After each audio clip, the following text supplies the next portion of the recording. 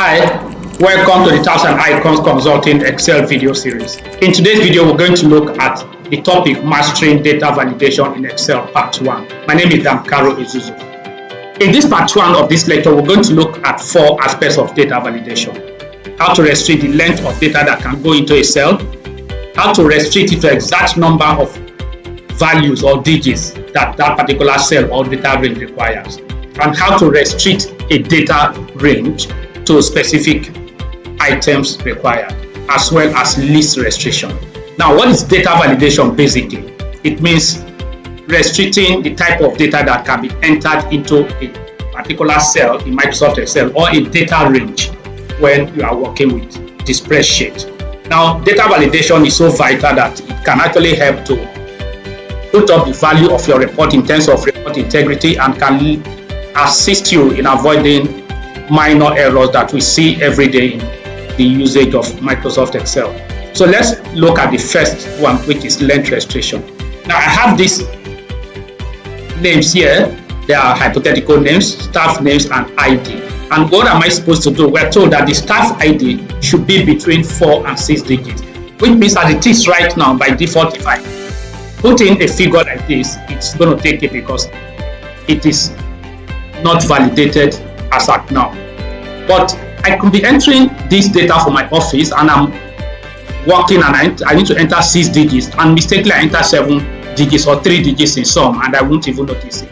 So to avoid that error, I'm going to validate the cells that I'm going to enter the data. Now, data validation is under the data tab in the data tools group. Right here you see data validation.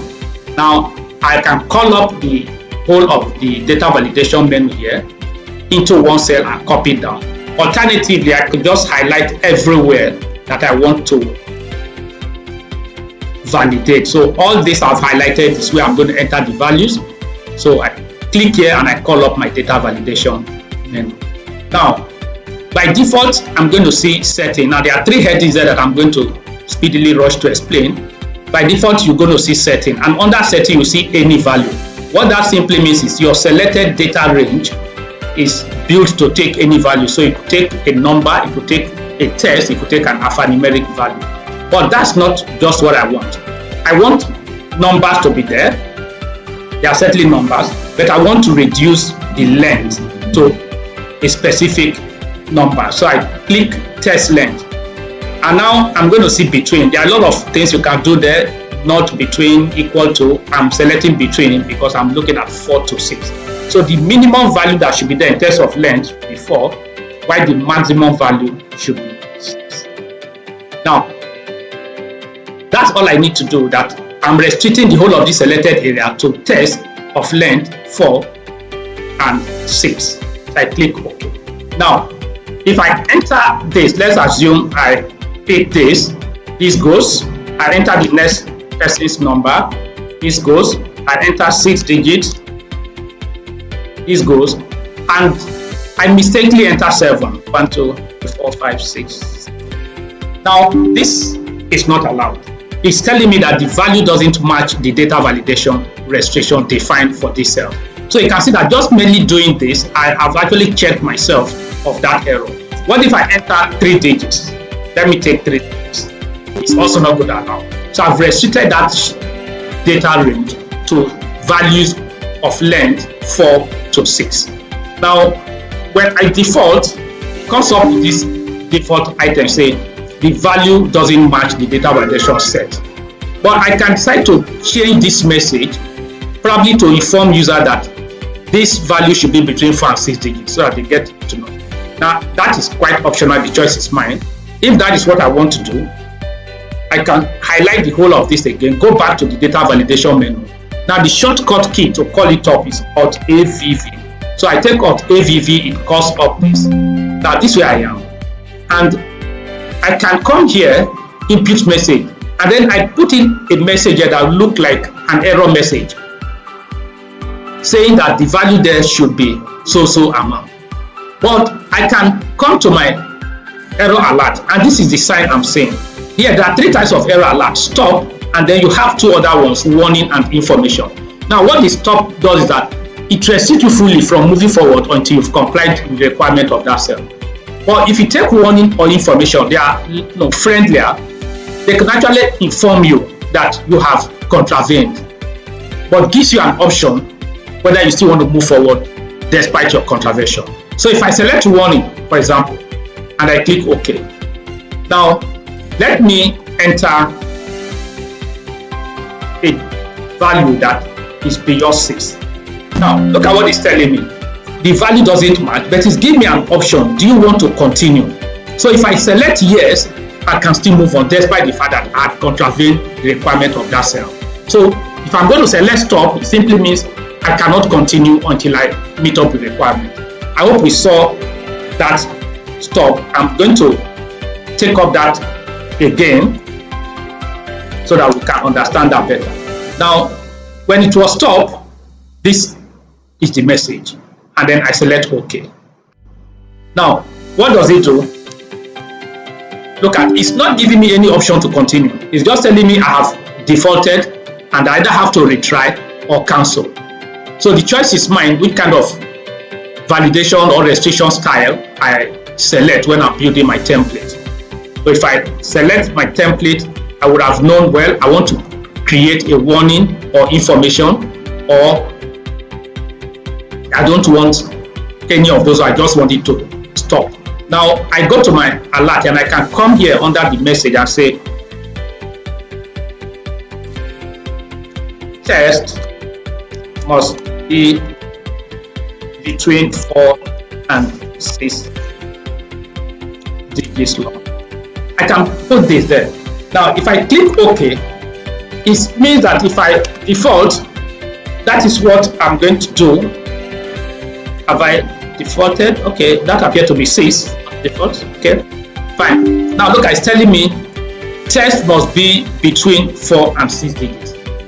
So I can use that error message to actually tell my users what they are supposed to do.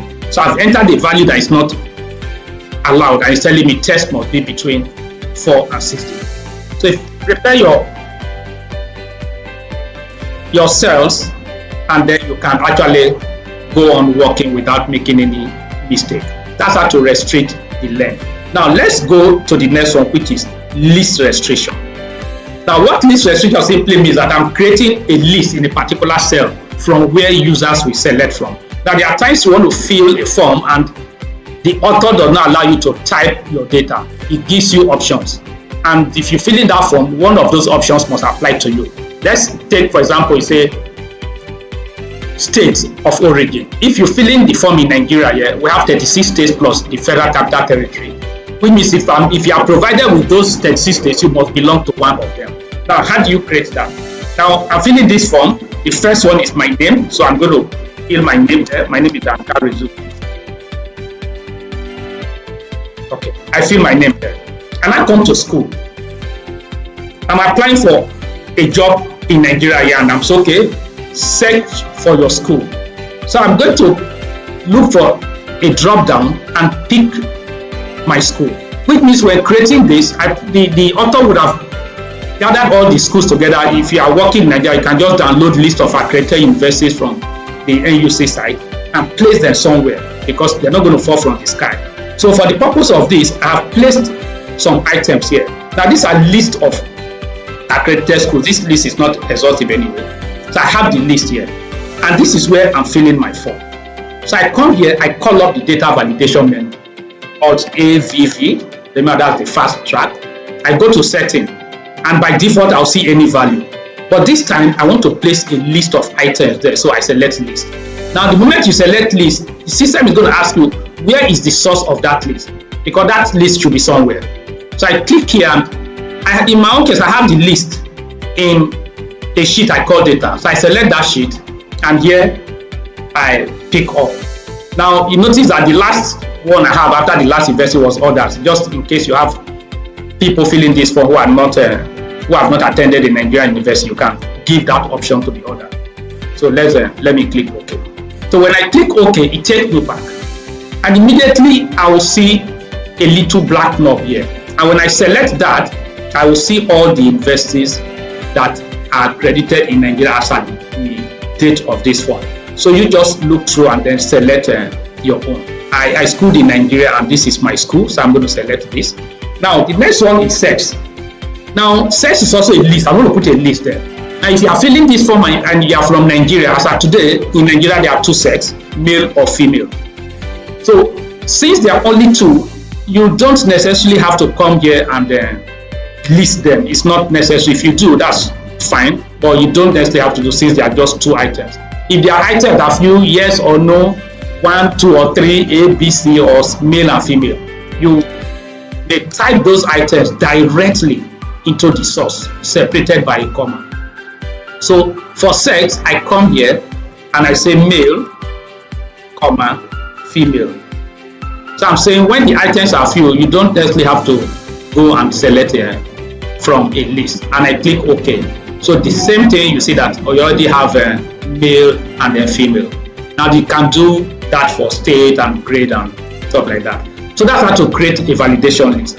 Now that I've created a validation list, remember we said validation is restricting the type of data that can go in there. So let's assume I schooled in Ghana and I want to put Kwame Nkrumah University, and I type this way. Okay, it's not going to allow that name because that name is not in my default list. So the essence of the list is that I'm restricting the type of school that I can place there. So if I'm from Kwame Nkrumah University Ghana, it simply means I'm going to select other. And when you select other, probably there should be another drop down somewhere with an if statement telling you to manually type your university somewhere. Now, let's go to the next one, which is data validation between values. Now, you have salary you pay, and you know that the list staff, we are told that the list staff here earns 150,000 Nigerian naira, while the highest staff earns 750,000. Now, if you enter this data, the chances are that you may mistakenly enter, let's say 350,000. I've mistakenly just entered an additional 0. Now, these chances are very bright when you're entering huge amount of data. So to avoid that, validate that sheet or that data range such that it does not take any value below 150 and does not take any value higher than 750. So I highlight my data range. This is where it's going to be. I call up my data validation, and this time I'm not going to take list. What I'm going to take is that I'm entering numbers there, so I take a number, and that number is going to be between 150 and please don't put a comma separator, just type 150 000 and 750. Now I have validated this and I click OK. Now I might come to my error message and put an error message that's saying amount should be between 150k and 750k. I could just put something like that and I take OK. So now I'm entering the salary details. 350. This should go because it falls within. 5.3. This should go because it falls within, and then I enter 120,000. 120,000. This is less than 150. 120. 734. Yeah, this is less than 150. And then I hit my enter, and the system tells me amount should be between 150 and 750. So this actually guides me. And if I enter an amount higher than 750, let's assume I enter 800,000. It gives me the same message. So I'm unable to enter an amount that does not fall within my salary range. So that's how to create a validation for data that falls between a particular data range. Now, let's look at this. I have this once, and probably I need to put in the account number of the beneficiaries for bank payment. Now in Nigeria, bank account numbers are 10 digits. So I'm going to enter only 10 digits.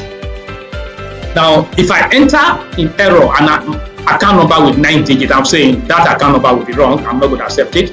If I enter an account number of 11 digits, that account number is also wrong. So I validate this. Now, beyond that, there's still another issue to be addressed, that two staff cannot have the same account number, which means I'm also going to check against duplicate values right from the point I'm preparing my template. So two things I'm going to do there. One, the value I'm entering must not be more or less than 10, it must be a 10-digit exact. So I'm going to use data validation for that. I call that, and then I come here. So let me go to setting and I select test length. Now I cannot use between. This time I want equal to. So I'm going to say equal to. What is the length? 10. I write 10 there. Now I can put in an error message here if I want to know. Account number must be 10 digits. I can put that. Now I select OK. But the next thing is I need to also check against me entering duplicate values. So in that case, I'm going to conditional formatting and format this range such that if I enter a value twice, it should prompt me immediately. So this is all I need to do, and I've addressed those two. So let me enter the first number, 1, 2, 3, 4, 5, 6, 7, 10. This is 10 digit, it goes. I enter the next one, 1, 2, 3, 4, 5, 6, 7, 8, 9, 10. Hope this is 10. This goes. Now let me enter 9 digits. 1, 2, 3, 4, 5, 6, 7, 8, 9. I hope this is. You can see it's telling me account number must be 10 digits. So this will not be allowed. And if I enter 11 digits, 1, 2, 3, 4, 5, 6, 7, 8, 9, 10, 11 or 12, whatever, it's the same thing. So the only account number that's allowed is an account number that have 10 digits. Now let me take under 10. This is 3, 4, 5, 6, 7, 8, 9, 10. Okay, this goes. Now for some error, I mistakenly enter this person's number again. So let me enter this same number out of error. That number is saying 53 87 659 659 086 086. Now this number has been entered before, and I know that will be a problem if it's not checked. So I hit my target. It immediately highlights that number and points immediately to the number that's already existing, telling me this number you entered is already existing. Look at it up there. So it checks that error of duplicate values a lot. So there are times we enter values and all of a sudden we are saying, oh, check for duplicate names, duplicate account numbers, duplicate ID, duplicate check number, and stuff like that. This can actually restrict that. This is the end of part 1 of this lecture. In part 2, we are going to look at much more of what the data validation icon can do. Thank you very much, and bye-bye for now.